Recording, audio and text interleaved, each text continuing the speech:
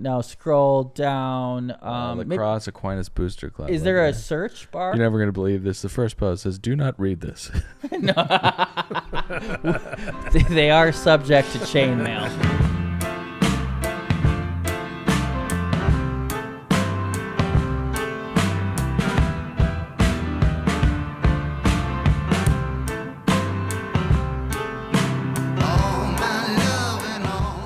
So, you know, we're a zombie show now. Oh, yeah. We're a zombie show. I don't know. Well, We talk about it a lot.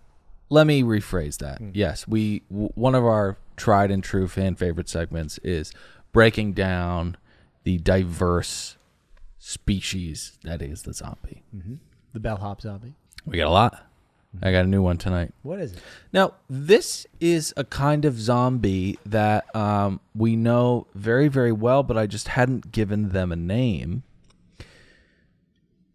Froggers. Oh, Dylan, I am so happy you brought this up. I almost killed a zombie today on the road. This fucking guy, it's a green light. He was a Frogger. But instead, he won. He passed that level. He almost didn't make it. He almost got hit by the car in front of me. My God. Yes, the zombie Frogger. I realized I had gum in my mouth. We started the show. I got spit out. All right. What is that? You trying to quit smoking again? How you guys feel about this start? What are you talking about? Cool. Now, this is what I want to talk about. And by the way, I read the comments. I'm a narcissist. I hear what you guys say, the good and the bad. Right. This is what I want to say.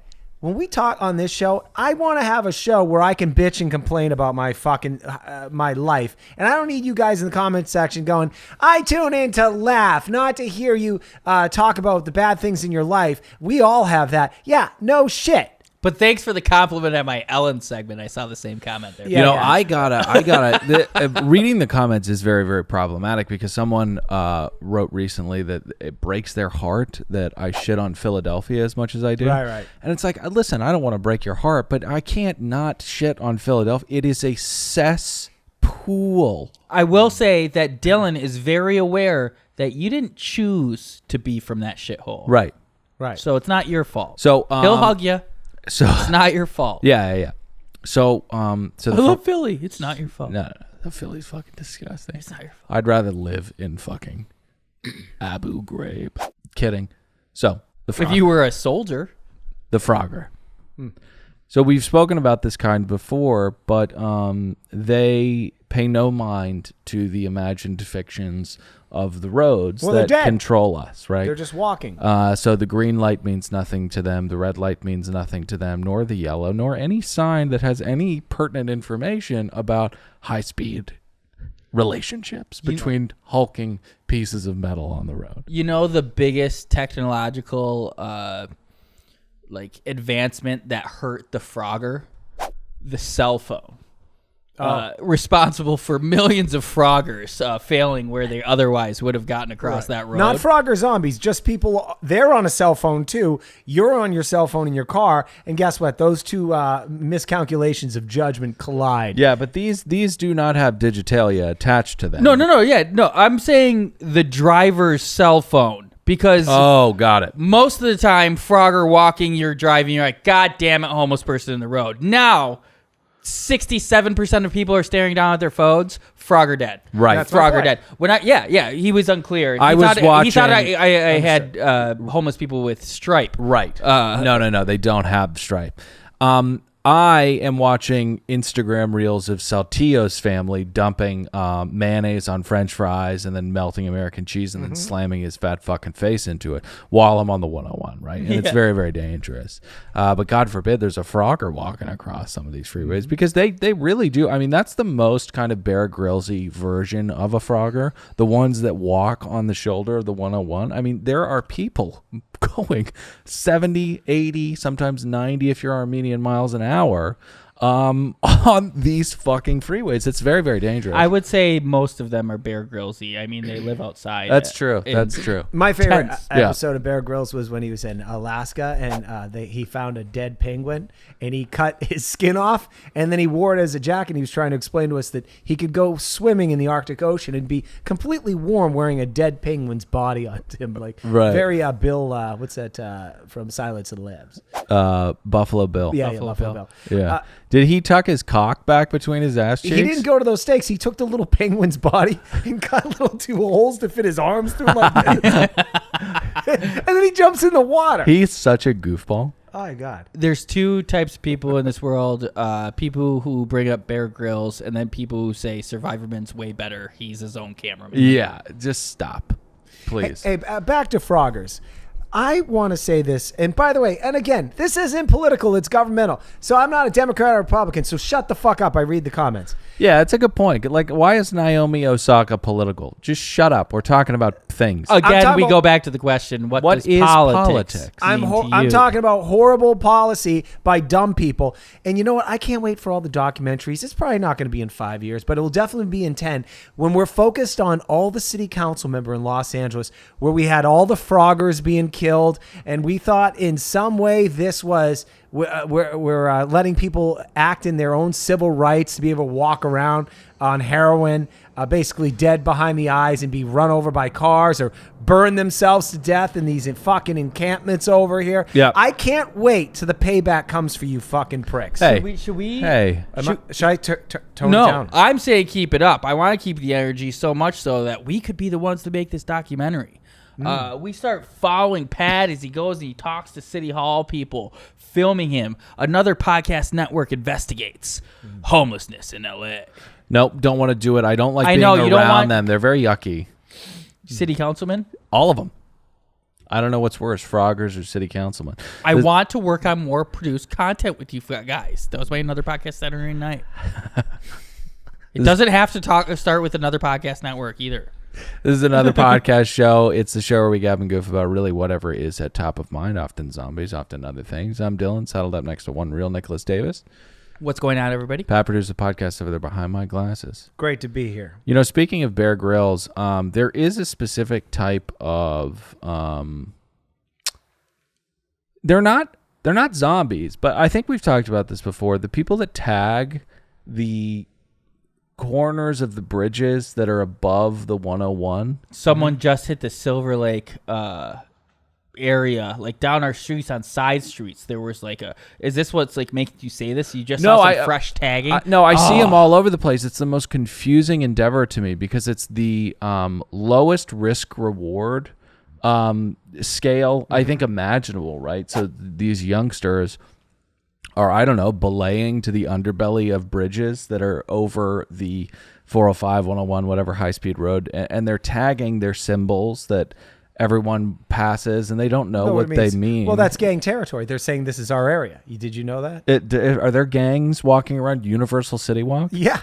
Oh, really? They're saying this is where we own this territory. Unless it's a fucking mural of Kobe Bryant and his daughter. Right. Then that's It's tagging GZ.jr. This Check is them out on we Instagram. fucking control this area. That's what all that nonsense is. Oh, cool. I thought they just threw shoes up on telephone wires to signal that. I never heard of that one. Oh, yeah, you never heard of that one? Mm-mm. All right, what do we got to talk about tonight? I have a question for you guys, which spurred a new segment. You guys ever heard of chicken Q? Never. Chicken Q? This is the response I keep getting when I propose this to people. No one in California has ever heard of chicken Q, so I'm starting a new segment. Did you guys do this? It's talking about stuff from your hometown, your childhood that you think you may have done. I didn't know there was a word for it. I love this segment. So that's what I'm going to get to later. What do you have, Pat? Wait a minute. So just for clarity, you're going to say, did this happen to you in your hometown? And you're going to ask Dylan and I. Yeah, or maybe your family did it. Familiar tradition. I got a good one. It could be something your town did. Just something you experienced as a child that you thought of as normal, but as you got older, you started to realize like this isn't what everybody does. Yeah, like did you guys for your 13th birthday get a bunch of your friends? Are we doing the segment right now, or are we still? Well, I'm just providing. I say tease it. I'm just providing a tease, okay? Because this is mine. Did you guys ever get into a limo with your friends when you were 13 years old and go to the Paramount backlot and see a private screening of School of Rock?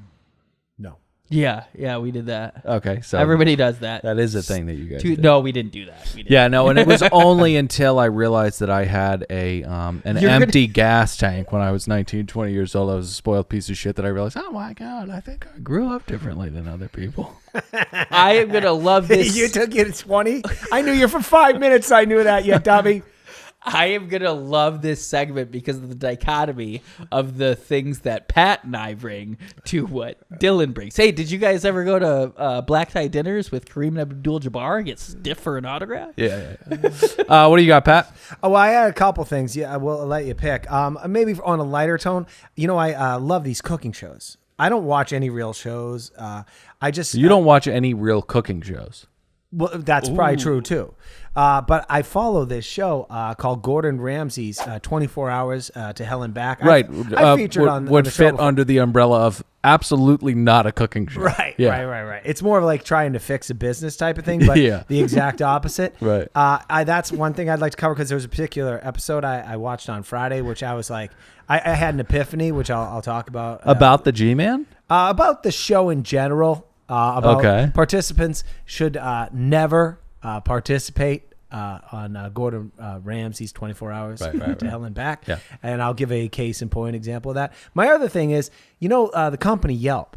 I think it's helped out. It's not in a lot of other countries. Trip masters or Trip advisors there, but in America, Yelp is the predominant reviewer of activities, restaurants, and whatnot.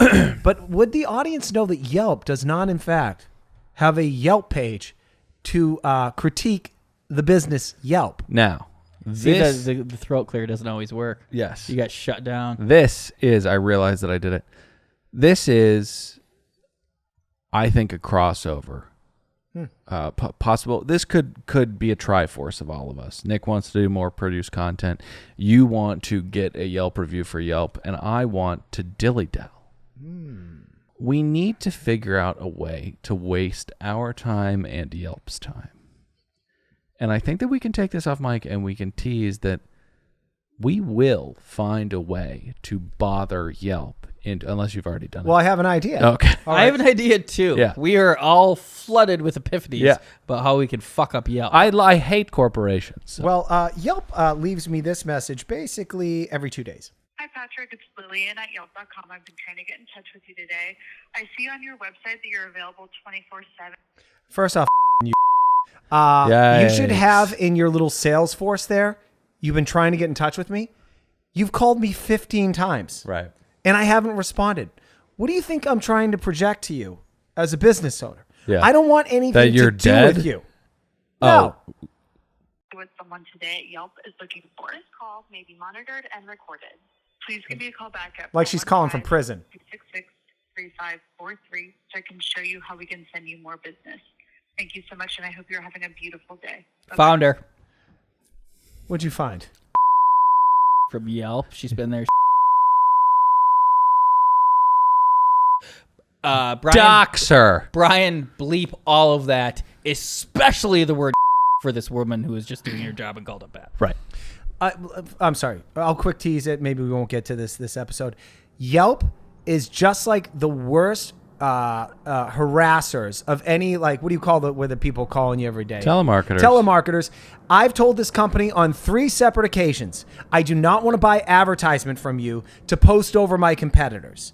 You guys you guys are And not. this is for your sneaker business? You're not a transparent company. Right. I one time 3 years ago had this douchebag. His name was Transparency. What is happening this day? Yeah. a guy calls me. I can't remember his name, but it was something like, I'm like, what's your name? He's like, Booster. All right, Booster. Well, Booster calls me and he's like, hey, I'm looking for, you guys do Shark Tanks. I said, yeah, we do Shark Tanks. We just built one for Britney Spears. He said, man, I love sharks the way they swim. And I'm like, all right, well, get to it, Booster. He's like, well, truth be told, I'm not actually looking for a Shark Tank, Patrick. I'm looking to sell you into some Yelp and some more business. Would you like to pay? And I was like, you know what? That's fucking disgusting, Booster. And Booster goes, what are you talking about? I'm like, you had me pick up the phone. You wasted my time for 3 goddamn minutes thinking I got a new business call, and now you're trying to sell me some shit. He's like, well, I don't think you should take it that way. I go, you know what? I got a real fucking problem with your company, Yelp. Case in point, why on your website is there not a fucking 1-800 number to get in touch with anybody that works at Yelp? And he's like, dude, there's a fucking number there. I'm like, really? Where is it? I'll stay on the phone. Tell me where there's a number where I can talk to somebody from Yelp. Hold on, bro. It's there.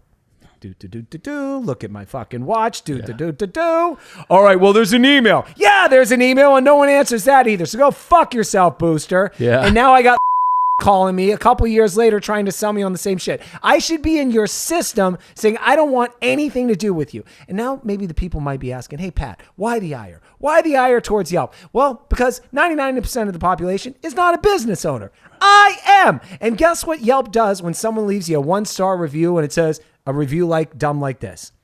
1 star. I called this business. All my fish were dying.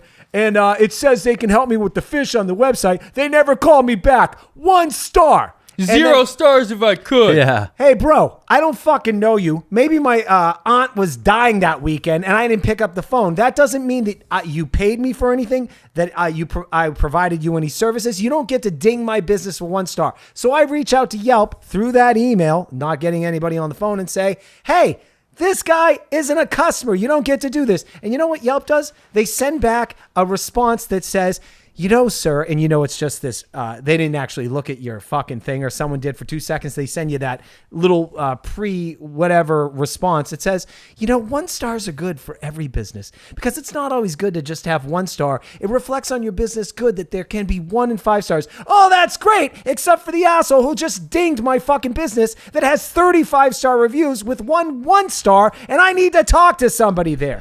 Yelp, you are an evil corporation, and the very fact that now you are mixing yourself up and trying to have advertisement. You are supposed to be the town hall, and you don't get to play it both ways. You're a town hall where people get to come in there and share the reviews, but now you're simultaneously selling advertisements on other people's businesses. Fuck you. Well, I mean, we've talked about it before. The major input is the biblical root of all evil. Now, but other than that, I have no other my thoughts. God, how many times can you put a phone on Do Not Disturb? Did you how know- many times can you do it? I didn't want this to be a negative show because people already said they come in here to laugh.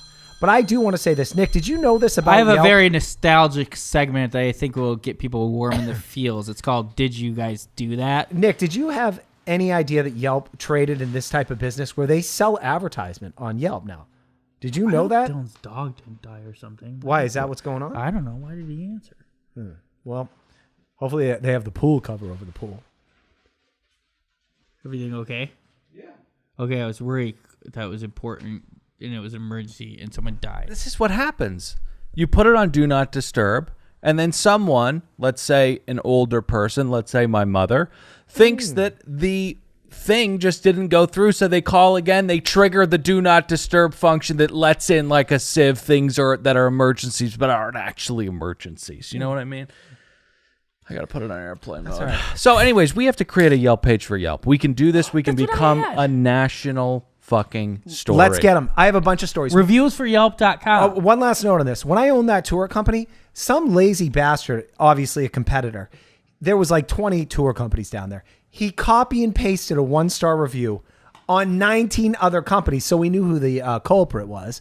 We try and bring this to Yelp's attention. They did nothing about it. I think we've got a company here, actually. Maybe we should drop this entire podcasting thing altogether and we can become entrepreneurs because... No. You keep the podcast. That's how you drive Okay, your got product. it. So- it used to be you have a product, you build a business around your product. Right. Now you get a following. You build a product around your following. And ours is reviewsforyelp.com. But I want to be realistic about this. We need to do reviewsforyelp.tv or something. Yelp.tv. I'm thinking just, bigger. Just dot something else. I'm thinking bigger. See, the Yelps of the world, you know what they're really trying to do is take down the little man.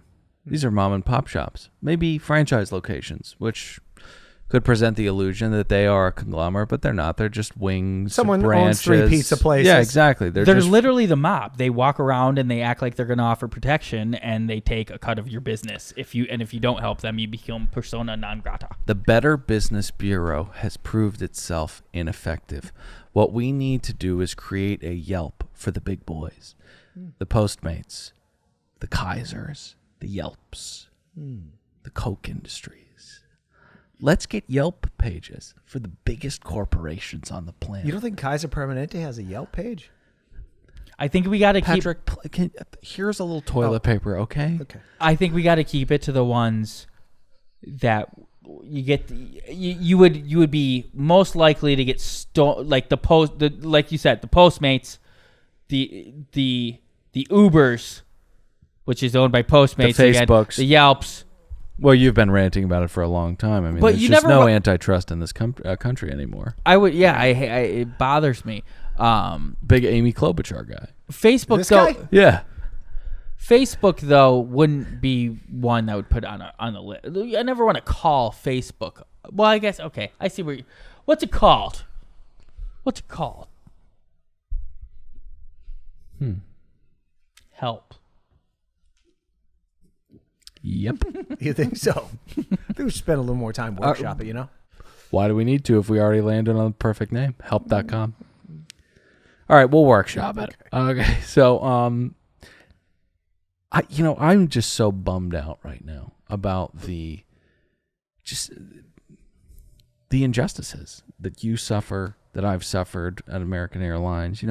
We need help.com to take these places down and to give a voice to the voiceless. It might have to be help.tv. I think a lot of But I think there's something that can really cheer us all up, and that is crazy stories from our childhood and things that we used to do regionally that are very specific to the places that we came from. Yeah, because I don't want people to not listen or watch our show because we're too negative. I don't think that's the case at all. But this is sweet and it'll give you warm in the feels because I think it'll make you think of stuff you used to do and think of fondly that you're like, oh, no one does that. Can you just go on Facebook really quick and Google the Aquinas Booster Club? Coinus Booster Club. Yeah, they'll come to my second. Did you guys ever do this? The first one I'm gonna do, I think, the first one I'm gonna do, I think, will be a little bit quicker. Did you guys ever do this? Did you guys ever have swimming lessons? Because it literally some of the felt most terrifying moments of my life when I was a young boy trying to get that third ring off that third step. I thought I was gonna die. There was no chance of it because you had a bunch of parents around and family members. Well, of course, but inside my little head, I faced my own mortality there in that moment, trying to dive 1.5 feet beneath the waterline. Explain this. What was happening with the rings? Because yes, they would subject you to world's strongest man aqua type Yes. scenarios where you'd have to hold a brick and tread water. Yes. What? Did you have swimming lessons? No, but I had a thing called Life and Hard Knocks. Someone threw you in the pool. No, my neighbor put in a pool. I, at the age of 4, decided that I'd sneak into that pool and almost drown to death, but a next door neighbor heard me screaming for help and saved my life. I wouldn't be here today if Linda didn't live next door. Yeah. Can you swim? I couldn't then. You can now? Oh, yeah, of course. I've had a lot of trouble with the water. It's strange that I'm such a huge fan of it still. Fresh water, not salt, but my poor dog drowned, and my cousin Brandon tried to drown me no less than 3 times. Once in the creek, once in his above-ground swimming pool, trash, and once in frozen water in the snow where he buried my face into an embankment and Same kept guy? piling. Oh, yeah, he was a deviant. Hope you're doing well. But he was just shoveling snow in and around my face, and I couldn't breathe, and my cousin Cole came and kicked him in the ribs. I think he broke one of his ribs, but, freaking tough kid in Appalachia, Dell. Yeah. So what were you doing with these rings on the steps? Because 100% of the people I grew up with had swimming lessons. Did you, are you talking about the Coitus Club? This is a public group with 19 members? No, the Aquinas, AQUIA, or INAS. Well, and my experience with swimming lessons, my sister, so Crystal, she flew through swimming lessons. You had tadpole, then you had... Okay, I mean, this is just unbelievable. Everybody had tadpole. You started with tadpole. Yeah. Then you had minnow. Yeah. Then fish. Yeah. Then flying fish. Yeah. And then finally shark. Right. So Crystal, my oldest sister, flew through swimming lessons at the YMCA. I mean, all 5 of them, just bam, bam, bam. She was better than you. I felt like she was done in 6 minutes. Natalie, my middle sister, She took flying fish like 7 times. Right. I feel like it was some new initiative by YMCA to milk poor families. It's like Scientology. Yes. You just when you think you're finishing, you've got to go back to the beginning again, you know? They did check Natalie's thetans. They did. Looking back.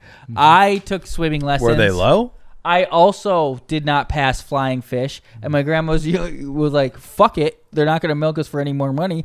She put me in shark without even ever passing flying fish. I'm a fraud. Passed shark on the first time with my fake-ass resume. Isn't that crazy, guys? Did you guys do this? No. I really want to get to this segment because I think This is the segment. This is very, very cute, this whole thing, because like I said, I did come to face my own mortality in that swimming pool in the shallow end, but not even in the shallow end, really just on the steps to get into the shallow end. But I almost did drown in that pool one time because I jumped in the deep end and I didn't know how deep it was. And I did almost die. My dad came and got me, I think. It could have been my mom, though. But what I found when I Googled the Aquinas Club, Aquinas Booster Club. For fuck's sake. I found the Coitus Club, which again is a public group with 19 members. And I saw this post that I really just have to share with everybody. This is from Abe. Do not read this. You will be kissed on the nearest possible Friday by the love of your life. Tomorrow will be the best day of your life. Now you've started reading this. Don't stop. This is so freaky. 1, say your name. 1, say your name 10 times.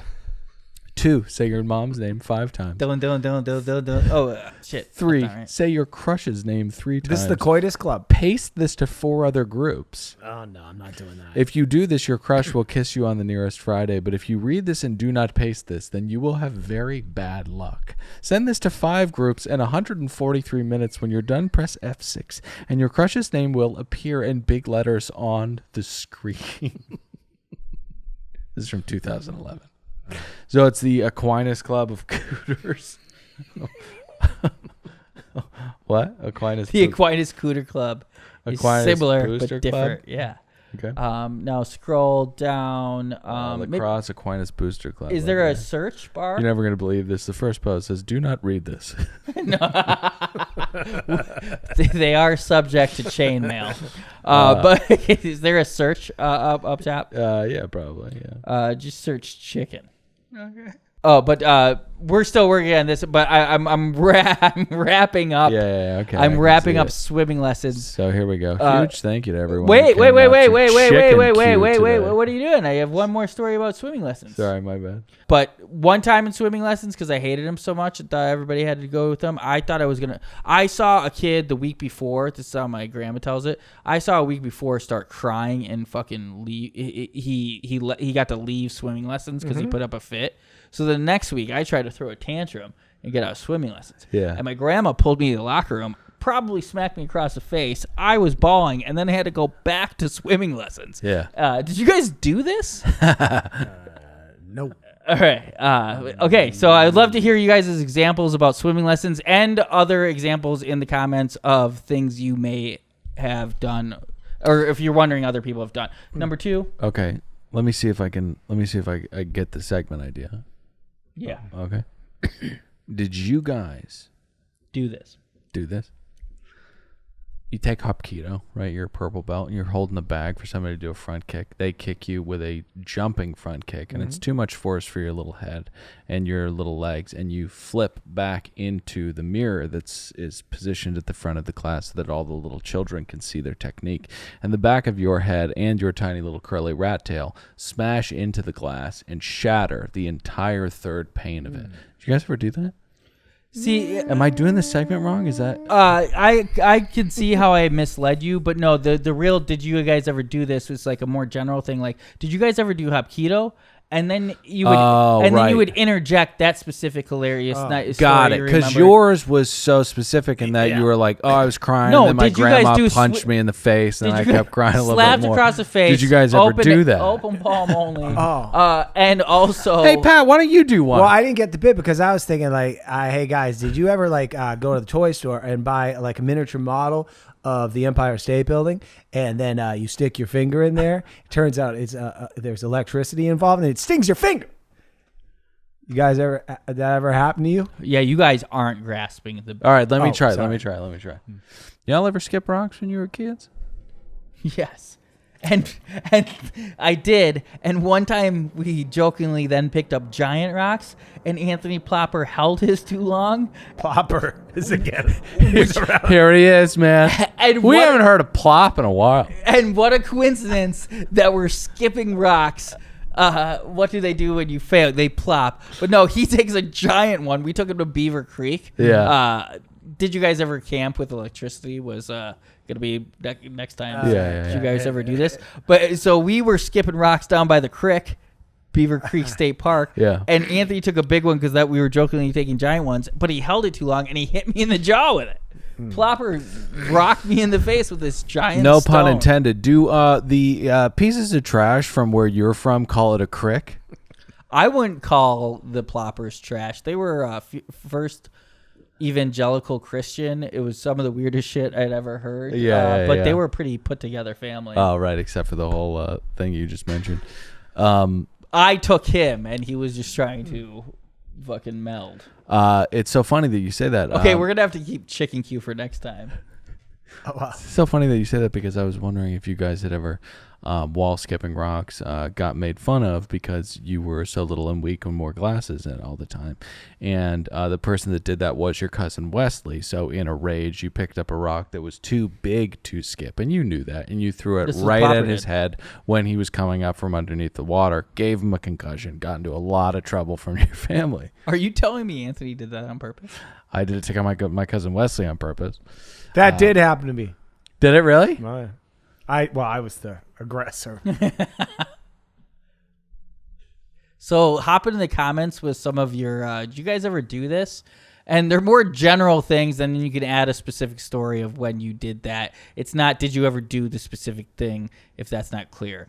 And I meant mine. Did anybody ever buy a miniature model of the Empire State Building and get your finger electrocuted? Well, here, let's Build end it- miniature models is how I would shape the segment to fit my vision. Here, Pat, let's try it one more time. Pat, why don't you give us something that you used to do when you were a kid? Oh, something that I used to do. And be general about it so that people can identify so with as it. general as possible? As general as possible. Oh, okay. All right. Hey, did you ever find out the old codger that lives to the left of your house was not home and sneak into their bedroom and then open up some of their drawers and find a DVD collection of porn and then steal it? See, did you guys ever? What's a codger? Did you guys ever? Old person. Did you guys ever find steal adults porn? No, you don't get the segment. No, you here, guys I'll do don't it. get the- Here, I'll do another one.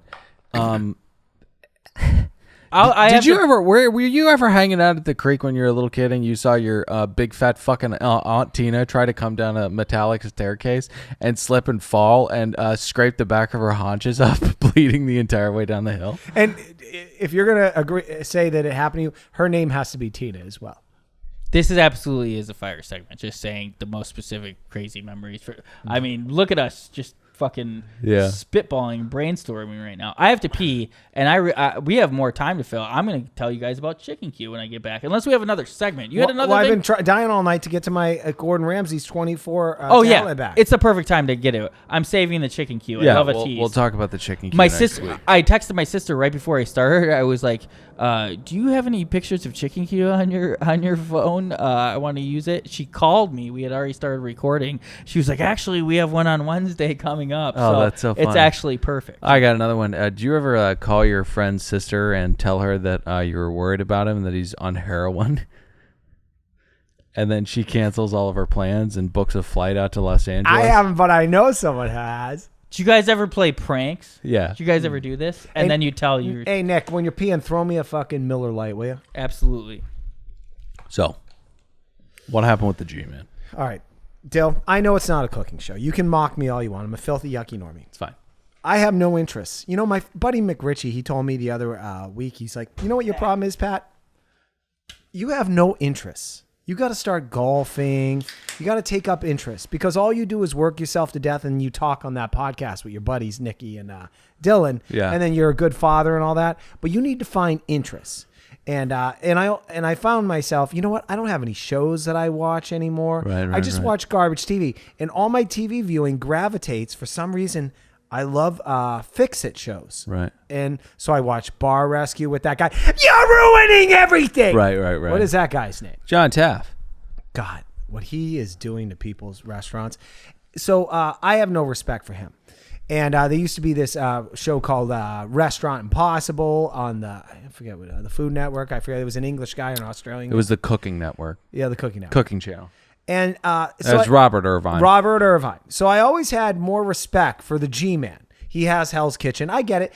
My buddy was prominently featured on a show called Kitchen Nightmares, Sebastian, famous episode.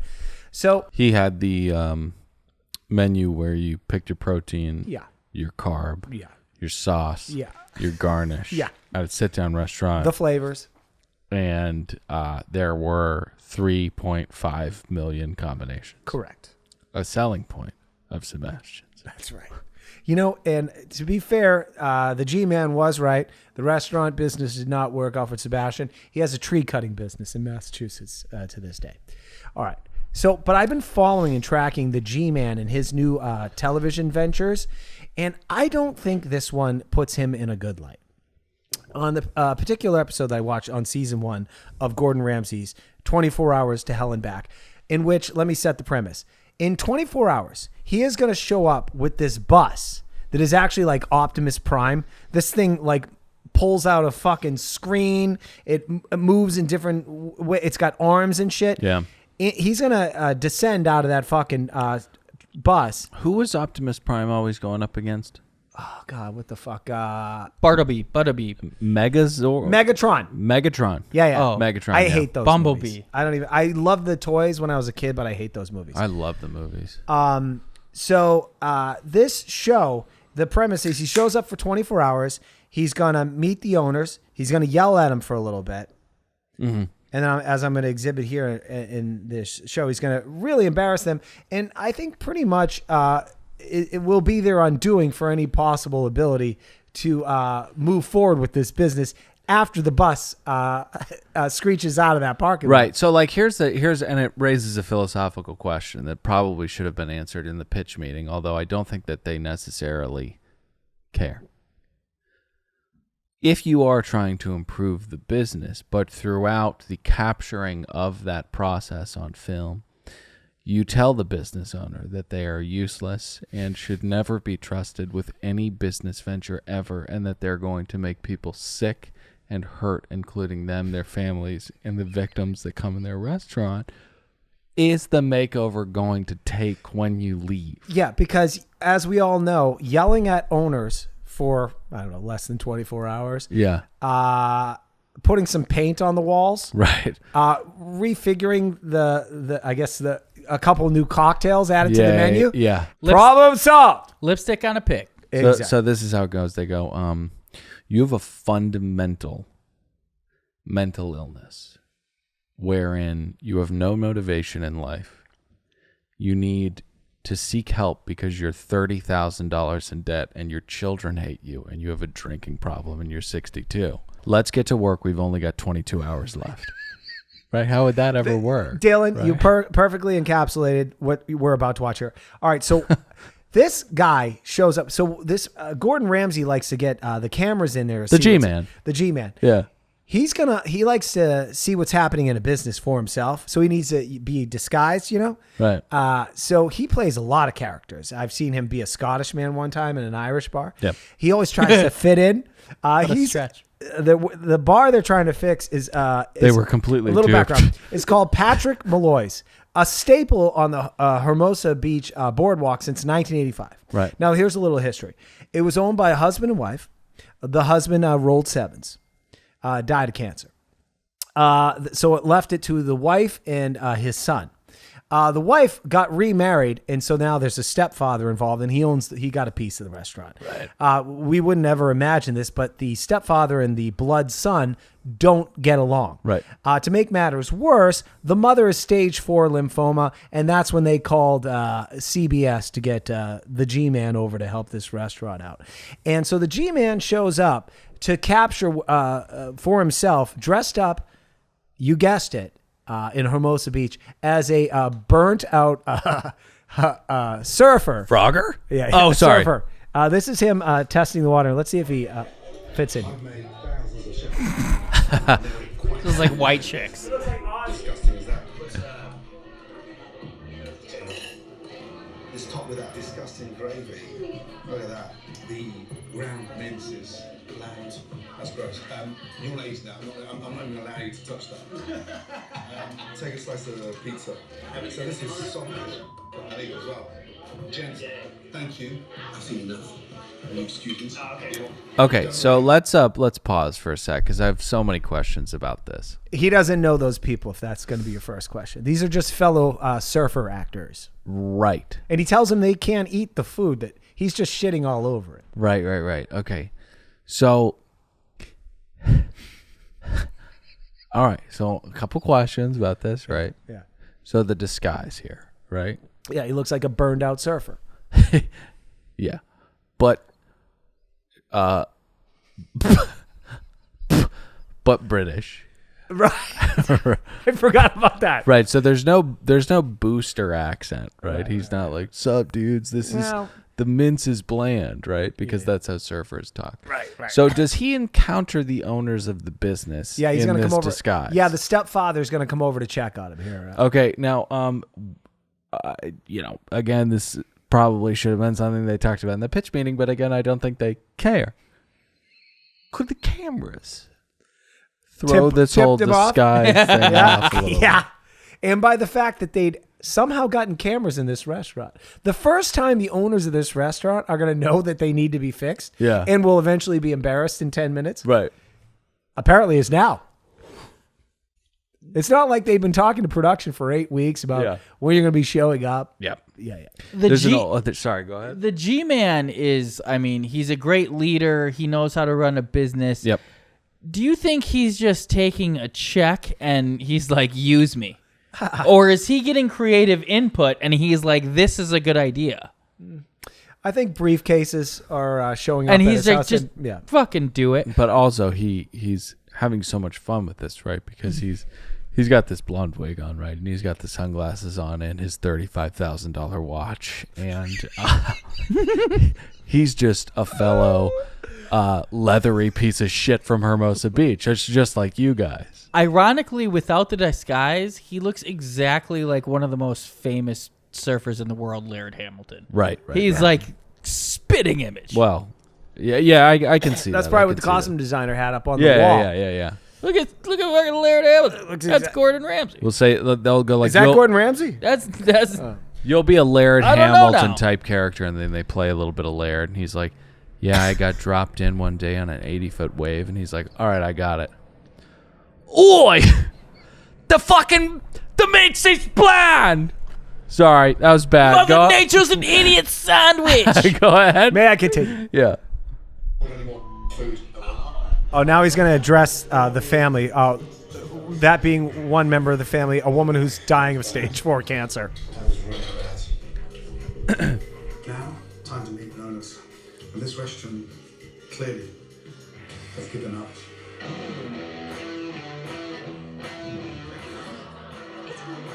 It is amazing how... Can you pause it for a sec? I think it's called the Texas slip or something, when a stuntman kind of like flies out from under something and then the actor arises. It's seamless, you know. He came out of that bathroom, the disguise taken off, and everyone was so blown away. They were like, oh my God, is that... Well, there's 3 cameras and a sound guy. Yeah. Someone's coming out of there. Is that Gordon Ramsay? You know, it would have been so funny if that old drunk who was sitting there dying at the bar, that was actually the G-Man. That would have been Mission Impossible 2 kind of disguise work. Face off. Can I see the owners, please? Thank you. This is Patrick. Patrick, how are you? Nice to meet you. Likewise. That's Mr. Malloy. Is Mum upstairs and Fred? Can you get for you? Yeah, I'll go get Mom. She's upstairs hooked up to a fucking IV. Yeah. I was wondering why there are these cameras pointed at our expediting station. It's a fried out surfer. Yeah. Alice, nice to see you. Wow. Let's just get one thing clear. I've been sat out there for the last hour, eating some of the worst food I've ever tasted in my entire career. Really? How's business been, generally? Bad. Bad. Why do you think business is bad? It's not a lot of customers. Every other business, this afternoon... I like how they have to fucking film it in this Yeah. popping scene, though. Right. So pause it, Pat. Pat, this is so confusing because I've seen some places that they need to go and manicure, right? This place looks like it's doing absolutely fine. And it's one of those things where you get hyped up to go and shit on an establishment, but you see the place is packed. She's got an IV in her arm that you've got to rip out. And then you got to come face to face with Gabby, who's just a hardworking Latin American man. He's the cook. He's just trying to do his best. He doesn't know how to make you shepherd's pie the way you fucking... you Tories or whatever the fuck you call one another. Well, all right. The point G-Man's going to make here is the only reason these people are here is because you're fucking overflow. Every other place is packed. You're the only dump that still has seating. I think that's his next point. And I will wrap this up. I just want to get to one scene after this. Let me play. Shall I tell you? Because they can't get anywhere else. Yeah. This is not Patrick Malloy's. This is the last resort. I thought it was good. Most feedback are pretty positive. I've got some bad news for all four of you. Excuse me 2 seconds. Ladies and gentlemen, stop eating. He's going to shut down the bar. Forks down. Everybody, the restaurant is closed. That guy's furious. All of you, follow me outside. Right now. Let's go. Okay, so pause it one more time. Well, I need to see the rest of the show. Can you imagine? We're having a meeting for a podcast. We just went down and met with Kay Casey down in Orange County. Right. We're having lunch here. Some guy starts yelling, "Put your forks down." I just ordered a cheeseburger, Dill. Get up and follow me out to the alley across from Hermosa Fish and Oyster. What is this show? It's certainly not a cooking show. Well, that's what I turned into. Is that a fucking... Are they filming Transformers here, dude? Because this is fucking insane. Watch this shit. Let me introduce you to Hell on Wheels, the heart of my command center. And more importantly, every individual behind there are serious experts. Over the last few weeks... Serious experts. I love that title. I want you all to have a look. It's hard to give credentials. Horrified. Cooking credentials. Embarrassing. I know. These tables are so sticky. It's disgusting. Kissing in the middle of service.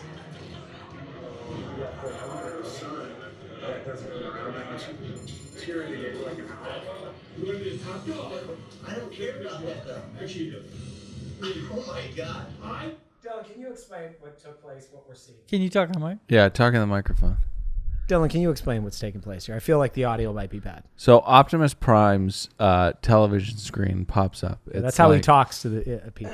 It's a massive, like 150-inch television screen. And on it, he displays to these perfect strangers whose cold, full beers are still back at the restaurant. On it is a reel of the restaurant's incompetence, right? There are sticky tables. The son is walking in without a shirt on. And the father and the son are arguing about their familial problems. Once again, to all of these strangers in this alleyway. Do you ever get to see the bus transform? Well, we kind of did. We saw the screen lift up. We saw the doors open. I missed it. Dylan, you covered pretty much everything except for what's about to happen now. And I believe the footage they're going to show now, because the G-Man's about to let everybody know in that restaurant that these three owners have been attempting to kill them.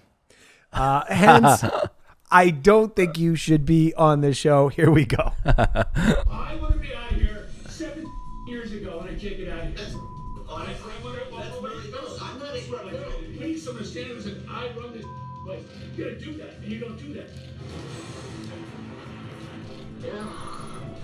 This is gross.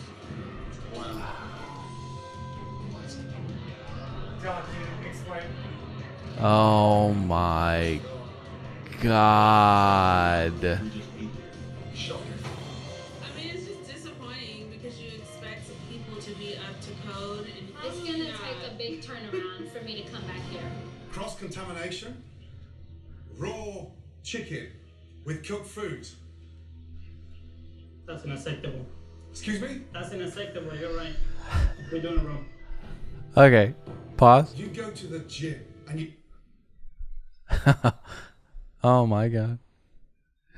Now listen, I love the G-Man so much. So far, all I've learned is this show is incredible and must-watch television. We watching more? You can get the mic now, Pat.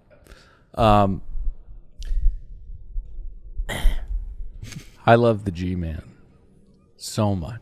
I don't know how he sleeps at night. This is one of the most inappropriate things I've ever seen. This man is doing what Jeff Ross does to people, but on a much more elaborate and embarrassing and painful scale. There's no lightheartedness about this. No. This man is taking dozens and dozens of people away from patroning this business and putting on a massive Dodger Stadium type screen. Captured footage of their family falling apart and Gabby's cross-contaminated kitchen that he knows is not acceptable. This is so problematic. And it's like the kiss cam for dysfunctional families. Yeah. Oh, man. G-Man, you're better than this. Just run your restaurant. This is evil to do this to a business. This is a hit piece. And these people, what they do is they find these businesses that are in debt and they need like $100,000 and they think they're going to dig themselves out. The short production shows up. Oh, here's your check. But while they cash that check, they're making a deal with the devil. That's the G-Man. And you will never be a business after this. You're done. They just they just showed you almost killing people. It should just be called To Hell. All right, that's it for us. Jump in the iTunes ratings and reviews. Leave 5 stars, kind words. Join us over on YouTube to see all the things we were breaking down. The Chicken Q will be here next week. You know, will, baby. And possibly only Patreon only edition of. Ooh. Oh, we're bringing that back. Did you guys ever do that? Did you guys ever do that? You ever go to Chicken Q? Guys, jump in the iTunes ratings and reviews, kind words. Join us on Facebook and join us on Patreon and YouTube. I love you very much. Nick does too. Pat does too. We're saying goodnight. I'm Dylan saying goodnight. Nick, say goodbye.